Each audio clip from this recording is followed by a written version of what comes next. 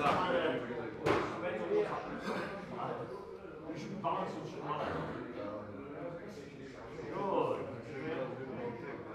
don't know if I want you like extended or something. Mick has been training with me for 6 years now, just about. He kind of came here for when he turned pro, really. I think his first pro fight was with us. He obviously had a good amateur career anyway, but he was, I would say he was quite raw. He was very, very fit for a heavy guy. That's why I kind of like seeing a lot of potential in him, just how much effort he would put in. And then he just started just really took to doing a lot of technique and stuff, and he's just went on from there. When you have someone like that come in and you see they're a bit raw, have you got like a general philosophy of like what you want to instill into them when you first get them? I just like to try and have the mindset that like the technique's everything, and then and also the mindset that you apply the technique with as well. Because sometimes you've got to really go for it, and sometimes you've got to be a bit more relaxed with it. So I wouldn't say I've got like a philosophy that I try to instill into any specific person. I just try and push on everybody that like it's the technique that's going to win. So doing all like just the basic stuff really. That's all I do.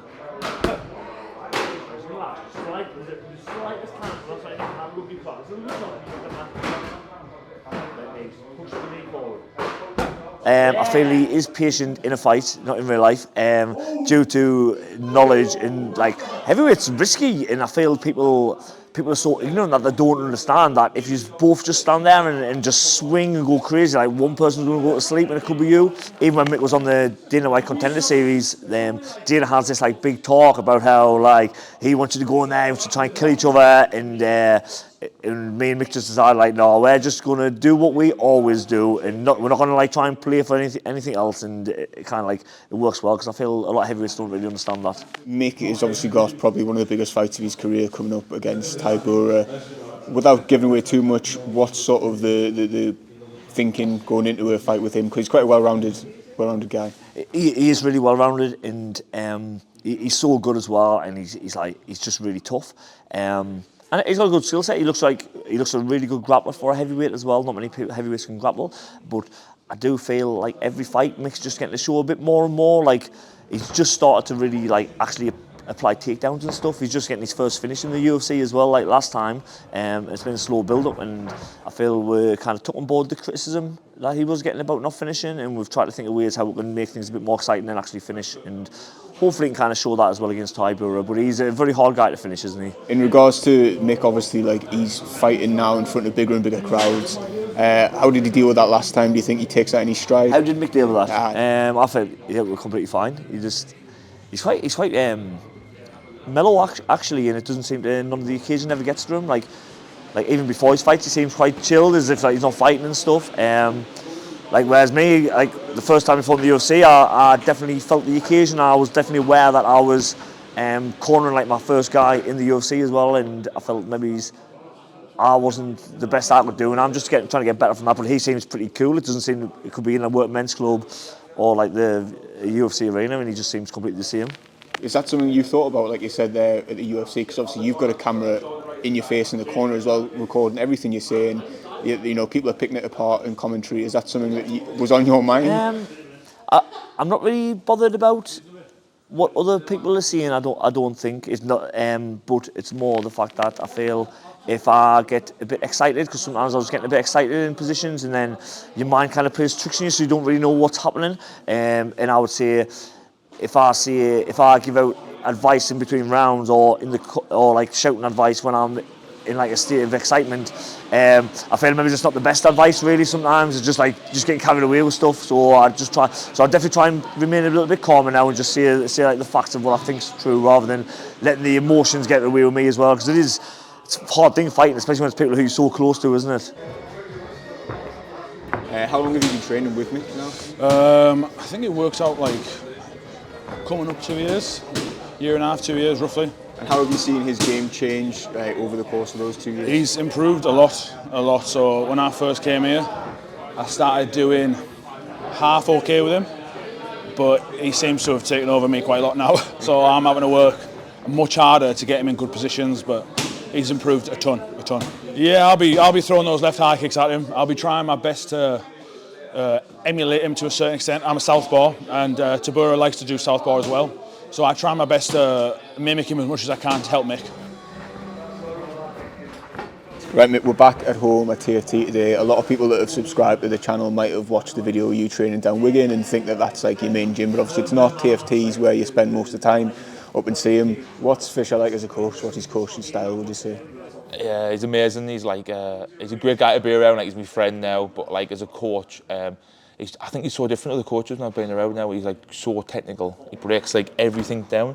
I know it's a bit old school where people work hard. There's still the chances of working hard here, like hitting the bags, hitting pads, but like in the classes, it's like 45 for an hour of just technique. Maybe it's 3 or 4 positions, but getting everything perfect before we move on.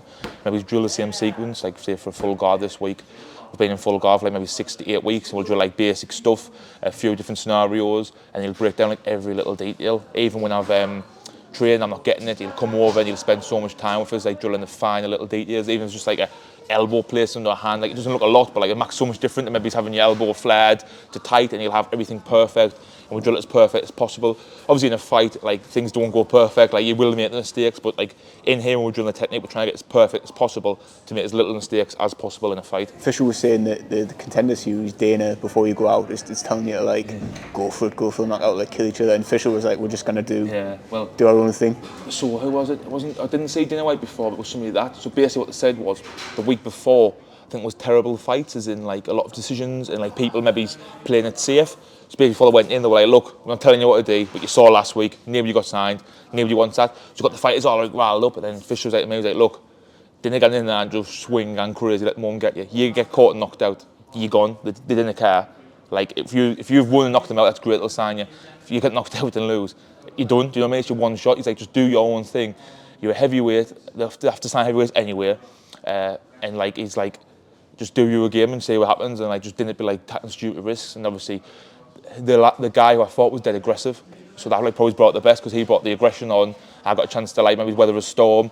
I think it was only like a minute or two of the fight, but I got to show like striking, getting hit, weathering a storm, grappling, a takedown and scramble. So I managed to show like a wide range of skills in 2 minutes. So he was probably the perfect partner for me. While my first UFC fight, maybe it's because the people were more technical and standoffish, it maybe slowed the pace down, maybe wasn't as entertaining. But I was out for game plan to win and stuff like that. And it's only been recently where I've started like maybe adding things on. So like rather than like a single shots I was doing before, maybe it's 2s and 3s now, and I'm slowly getting the knockouts, and I think it's going to show me next few fights as well. But yeah, the game plans have always been great so far. We've done, I think he's really good at game planning, and we'll like spend, I think it's like 10 weeks, 8 weeks now, of just different skills I can use now against obviously Tybura, Marcin, to see like what'll work best for me, and I'm trying to practice it, and I'll practice it here. I'll get on the pads and practice it, and I've got a chance to practice it in sparring, and I can go down to Tom's gym and practice it there. So it's a great time to like get a game plan and like implement it in sparring. Then I can come back up here to Fisher and say, oh look, that wasn't working as good, or there were catchings with this when I was doing that, and he'll say, oh, it's because you've done this, or try this. Then we'll just build and build from there. And yeah, like I haven't even like, I've 10 weeks out, started hard training. I think it's 8 weeks Saturday, and like I'm up in the train now and I feel great. You know what I mean? I've even started my rounds here properly. It's like 6 weeks out. Fisher likes us to start sparring like fresh man rounds. So I've still got like another 8 weeks to go of getting fitter, or well 7 weeks of training really.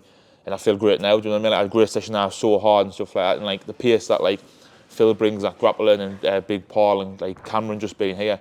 Like Cam's just started, he's like huge, he's going to be really good.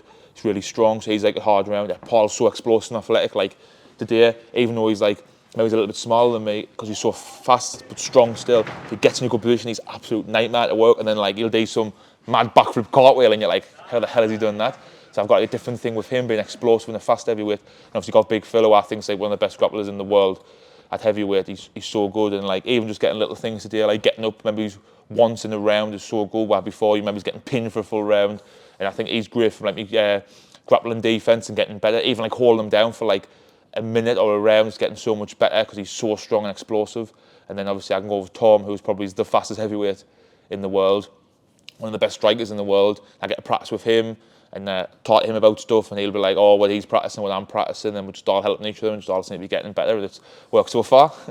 Well, I'm here, down there, there's like no easy rounds, where like some gyms you might look out and people are like, oh, I'll get in and have a rest round. Like now people are calling you out and you're like, there's no way to rest.